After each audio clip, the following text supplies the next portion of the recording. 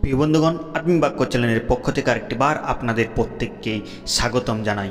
পবিত্র শাস্ত্র বাইবেলে আমরা অনেক মহান মহান শক্তিশালী ব্যক্তিদের বিষয়ে শুনেছি, অনেক শক্তিমান ব্যক্তিদের বিষয়ে শুনেছি, যারা অনেক মহান মহান কার্যকে করেছে। এমনকি তারা মহান মহান পশুর সঙ্গ তারা যুদ্ধকে করেছেন এবং ঈশ্বরের পরাক্রমের দ্বারা তারা সেখানে জয়ী হয়েছেন। প্রিয় বন্ধুগণ, আজকে আমরা এরকমই তিনজন ব্যক্তির সম্বন্ধে দেখে নেব যারা সিংহকে হত্যা করে জয়ী হয়েছিল। সেই তিনজন ব্যক্তির সম্বন্ধে আমরা আলোচনা করব। আর প্রথম দুইজনের থেকে তৃতীয় ব্যক্তি সম্বন্ধে হয়তো আপনারা প্রথমবার শুনছেন, তাই আসুন আমরা ভিডিওটি শুরু করি। প্রথম যে ব্যক্তি হচ্ছে তার নাম হচ্ছে সিমসন। সিমসনের সম্বন্ধে যদি আমরা দেখি, তার 14 অধ্যায় 5 থেকে 6 পদ। পরে সিমসন ও তাহার পিতামাতা তিমনায় নামিয়া গেলেন। তিমনাস্থ দাক্ষাক্ষেত্রে উপস্থিত হইলে দেখো, এক যুবা সিংহ সিমসনের সম্মুখবর্তী হইয়া গর্জিয়া উঠিল। তখন সদাপ্রভুর আত্মা তাহার উপরে সবলে আসিলেন, তাহাতে তাহার হস্তে কিছু না থাকিলেও তিনি ছাগবৎস ছিঁড়িবার মতো ওই সিংহকে ছিঁড়িয়া ফেলিলেন, কিন্তু কি করিয়াছেন তাহা পিতামাতাকে কহিলেন না। এখানে আমরা দেখতে পাই সিমসনের চরিত্রকে।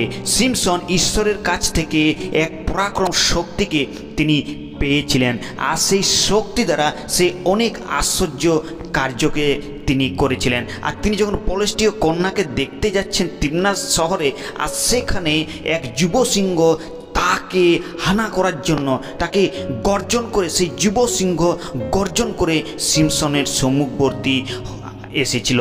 কিন্তু সিমসন সেই প্রভুর আত্মার, সেই সদাপ্রভুর আত্মার শক্তিকে পেয়ে সেই সিংহকে, ছাগলকে যেরকম ছিঁড়িয়া ফেলে, আর সেরূপ সেই সিংহকে ছিঁড়িয়া ফেলিলেন। আর তিনি সিংহ থেকেও তিনি সেই পরাক্রম শক্তিতে ঈশ্বরের সামর্থ্য দ্বারা জয়ী হয়েছিলেন। দ্বিতীয় যে ব্যক্তি সে হচ্ছে দাউদ।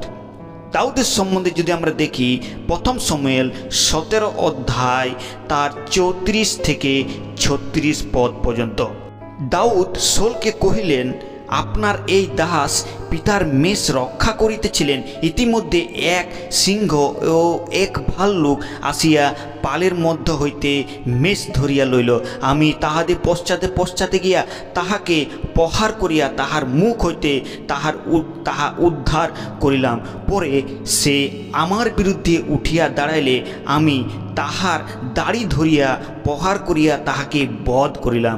আপনার দাস সেই সিংহ ও ভাল্লুক উভয়কে বধ করিয়াছেন। প্রিয় বন্ধুগণ, এখানে আমরা দেখতে পাই রাজা দাউদ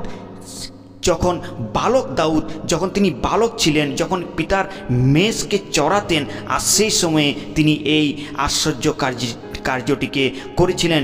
সিংহ এবং ভালুক তার মেষকে নিয়ে যাচ্ছিল, আর দাউদ কী করলেন, তার পশ্চাতে পশ্চাতে দৌড়ে তাদের মুখ থেকে সেই তার মেষকে রক্ষা করেছিলেন। কিন্তু এখানে ঘটনা দেখি পলেষ্টীয়রা, বিশেষ করে পলেষ্টীয় গলিয়াত ঈশ্বরের বিরুদ্ধে টিটকারি দিচ্ছিলেন এবং ঈশ্বরের বিরুদ্ধে নানা ধরনের কথাকে বলছিলেন এবং ইসরায়েলের ঈশ্বরের বিরুদ্ধে কথাকে বলছিলেন। আর দাউদ সেই কথাকে সহ্য করতে পারেনি। আর তাই দাউদ বলছেন, এ কে যে আমাদের ঈশ্বরের বিরুদ্ধে কথা বলবে? এ ঈশ্বরকে টিটকারি দিতে পারে না, জীবন্ত ঈশ্বরের সৈন্যগণের টিটকারি দিচ্ছে, একে কেউ রক্ষা করতে পারবে না। তখন দাউদ কহিলেন যে, আমি সদাপ্রভুর শক্তি দ্বারা আমি সেই কার্যকে করেছি, সেই ভাল্লুক এবং সিংহের মুখ থেকে ভাল্লুক এবং সিংহকে আমি বধ করিয়াছি। তৃতীয় ব্যক্তির সম্বন্ধে আমরা আলোচনা, তৃতীয় নাম হচ্ছে বনাই। দ্বিতীয় শমূয়েল তার 23 অধ্যায় আমরা 20 পদে তার সম্বন্ধে আমরা দেখতে পাই। আর অনেক বিক্রমের কার্যকারী কসলীয় এক বীরের সন্তান যেহোদার পুত্র যে বনাই, তিনি মোয়াবীয় আরিয়েলের 2 পুত্র পুত্রকে বধ করিলেন। তন্মধ্য তিনি হিমানীয় সময়ে গিয়া গর্তের মধ্যে একটা সিংহকে মারিলেন। এখানে যে ব্যক্তি তিনি হচ্ছেন বনায়। আর বনায় কি করছিলেন? সেই বরফের সেই গুহাতে গিয়ে পড়ে একটা সিংহকে তিনি হত্যা করেছিলেন। আর এর বীরত্ব সম্বন্ধে আমরা প্রথম বংশাবলী তার 11 অধ্যায় 22 পদ সেই একই বিষয়কে দেখতে পাই। সেই বনায় তিনি কি করেছিলেন? তিনি বীর বলবান ছিলেন, তিনি শক্তিশালী ছিলেন এবং অবিয়েলের যে দুই পুত্র ছিল তাদেরকেও তিনি হত্যা করেছিলেন। এবং একইরূপভাবে সেই গুহার মধ্যে গিয়ে সেই সিংহকেও তিনি হত্যাকে করেছিলেন। প্রিয় বন্ধুগণ, যদি ঈশ্বর আমাদের সঙ্গে থাকে তাহলে আমরা অনেক বড় বড় মহান কার্যকে করতে পারি।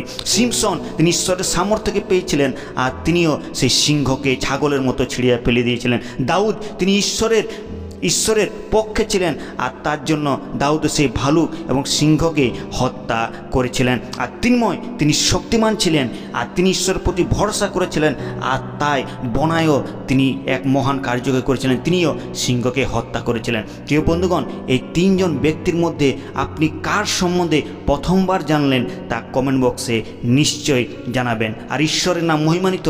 ঈশ্বর তার সন্তানদেরকে এরূপ শক্তি দিয়ে থাকেন এবং শত্রু থেকে রক্ষা করে থাকেন। এই ছোট্ট চিন্তাধারা দ্বারা ঈশ্বর আপনাদের প্রত্যেককে আশীর্বাদ করুন। ঈশ্বরের নাম মহিমান্বিত হোক।